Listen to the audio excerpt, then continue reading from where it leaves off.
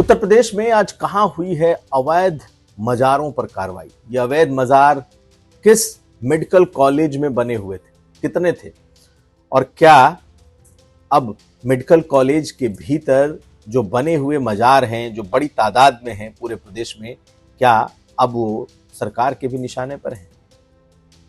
आज हम इस बात को समझेंगे, दिखाएंगे कहां चला है बुलडोजर और ये भी बताएंगे कि कहां कहां ऐसी मजारें रिपोर्ट हुई हैं।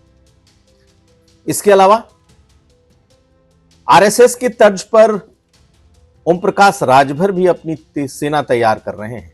नाम भी आरएसएस ही है।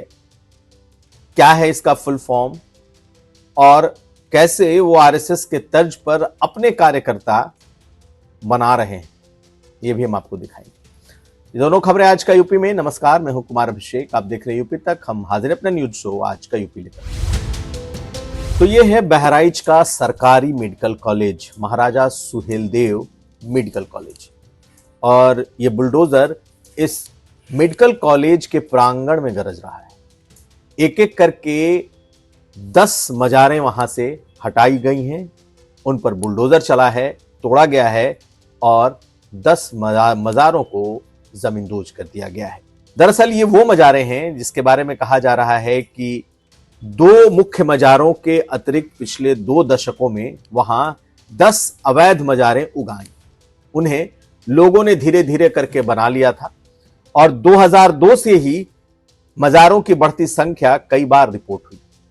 2002 में सबसे पहले वहां के तत्कालीन अधिकारी ने रिपोर्ट किया कि जो मुख्य मजार है रसूल शाह बांसवाड़ी आस्ताने का, उनके मुख्य मजार के अतिरिक्त कई और मजारें इस कैंपस में बनती जा रही हैं और उनके उस आरोप को सही पाया गया था और 2002 में पहली बार इसे हटाने के लिए कहा गया। 2004 में दोबारा प्रशासनिक स्तर पर, डीएम के स्तर पर यह शिकायत हुई और तब भी इसे अवैध माना गया था। 2006 और 2019 में तो बाकायदा कमिश्नर ने भी इसे हटाने की संस्तुति कर दी थी, लेकिन इन मजारों को कोई हाथ नहीं लगा सकता था क्योंकि ये लोगों के आस्था के केंद्र बन गए थे। मुख्य तौर पर 2 मजारें ऐसी थीं जो कि वक्फ बोर्ड में दर्ज थीं, लेकिन अब पिछले 2-2.5 दशकों में इनकी संख्या बढ़कर 12 हो गई थी।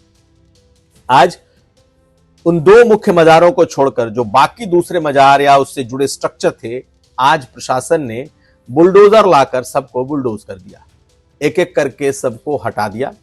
एक मजार जो सड़क के बाहर थी, जब ये नया कॉलेज बना 2-3 साल पहले, जब इसका नया नामकरण हुआ, तो जब कैंपस बढ़ाया गया तो वो एक मजार अंदर भी आ गई।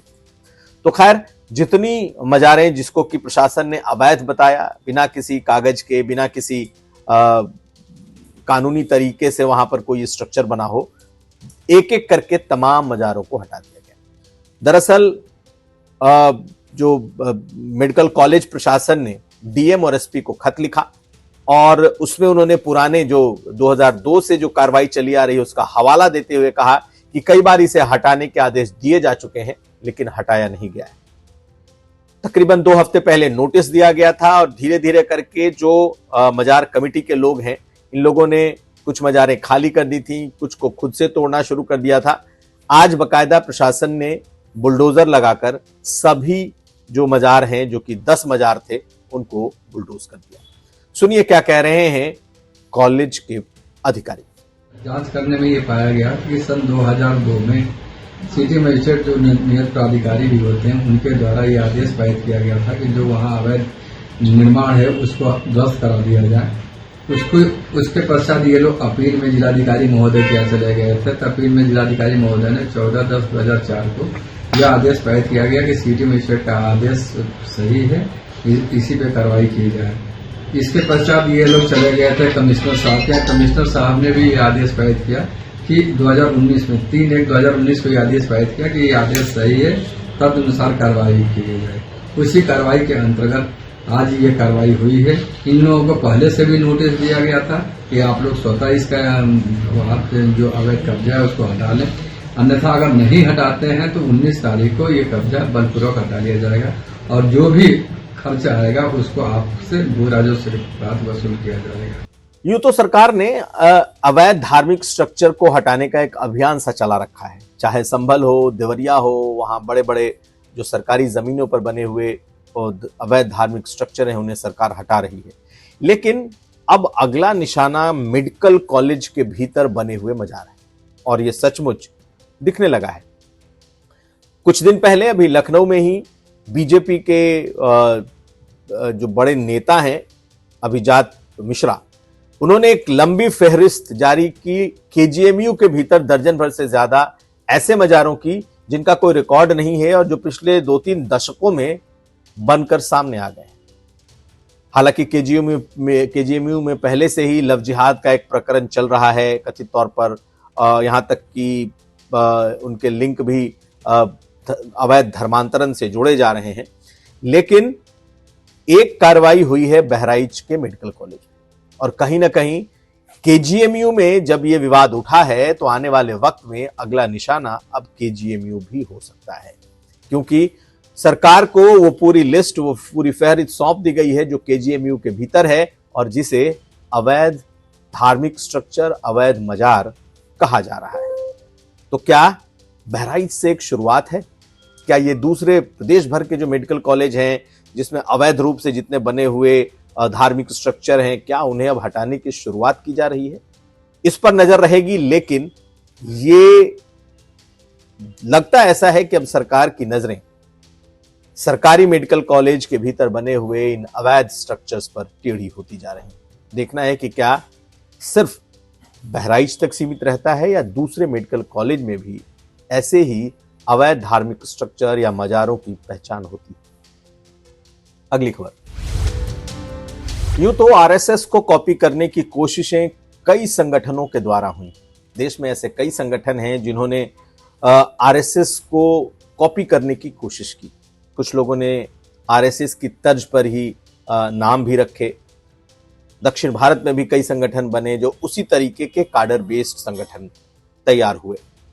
लेकिन इन दिनों उत्तर प्रदेश में ओम प्रकाश राजभर भी आरएसएस की तर्ज पर अपना एक संगठन बना रहे हैं, जिसमें नित्य दिन व्यायाम, शाखाएं, बौद्धिक जिसे कहते हैं, लोगों के बीच में ज्ञान बांटना, यही नहीं उनके अपने ड्रेस कोड और लाठी तक मिल रही है। आजमगढ़ में पहला ही ऐसा एक आप कह सकते हैं कि ओम प्रकाश राजभर के आरएसएस का एक बड़ी शाखा दिखाई दी जब उन्होंने अपने वॉलंटियर्स को पीला कपड़ा यानी कि पीला ड्रेस और पीला डंडा भेंट की। तो ओम प्रकाश राजभर के आरएसएस का नाम राष्ट्रीय सुहेलदेव सेना है।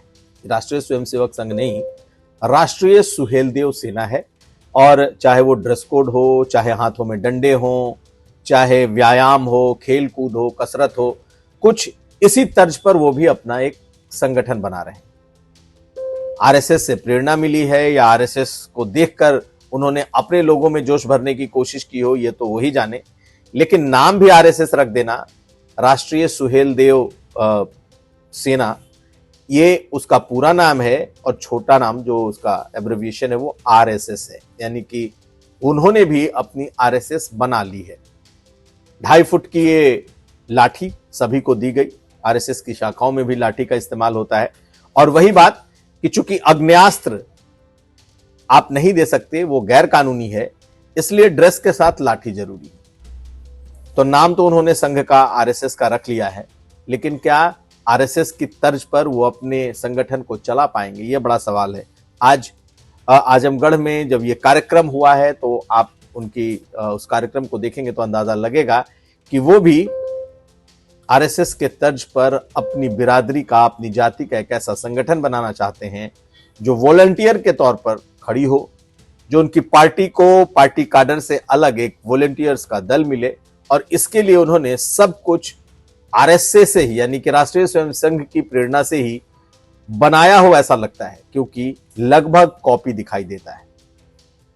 अब कितना सफल होगा यह कहना मुश्किल है, लेकिन आरएसएस की तर्ज पर राष्ट्रीय सुहेलदेव सेना बनकर तैयार है और ओम प्रकाश राजभर अब अपनी आरएसएस की बात करते दिखाई देंगे। सुनिए क्या कहा है ओम प्रकाश राजभर ने। हमारा इनके माध्यम से फिजिकल इनको तैयार करना है और तैयार करके इनको हम लोग सुबह जैसे समय से उठ करके इनको दौड़ लगाने के लिए, समय से व्यायाम करने के लिए, और इंजीनियर बनने का सपना अगर आप सजोए हो, आप देखेंगे इसमें छोटे छोटे बच्चे हैं जिनकी उम्र 13 साल, 14 साल, 15 साल है, जो अभी 9th में एडमिशन लिए हैं। तो इनको ये ट्रेनिंग दी जा रही है कि अगर आप जो बनना चाहते हो, डॉक्टर बनना चाहते हो, तो इतिहास, भूगोल, संस्कृत पढ़ के नहीं बन सकते। तो उनको उस तरह की जानकारी देने के लिए हमारे पास 7 लोग आए हुए हैं ट्रेनर, तो वो उनको जानकारी दे रहे हैं। और जो ये हथियार दिया जा रहा है, तो इस नाते इनको दिया जा रहा है कि अगर कहीं ये लेकर के अगर 500 आदमी एक साथ चलेंगे तो कोई भी व्यक्ति खुराफात नहीं करेगा, कोई भी देखेगा तो उनको डर लगेगा। इस पे कोई लाइसेंस नहीं है। तो ये था आज का यूपी। हम कल फिर हाजिर होंगे। आप हमें दीजिए इजाजत। देखते रहिए यूपी तक।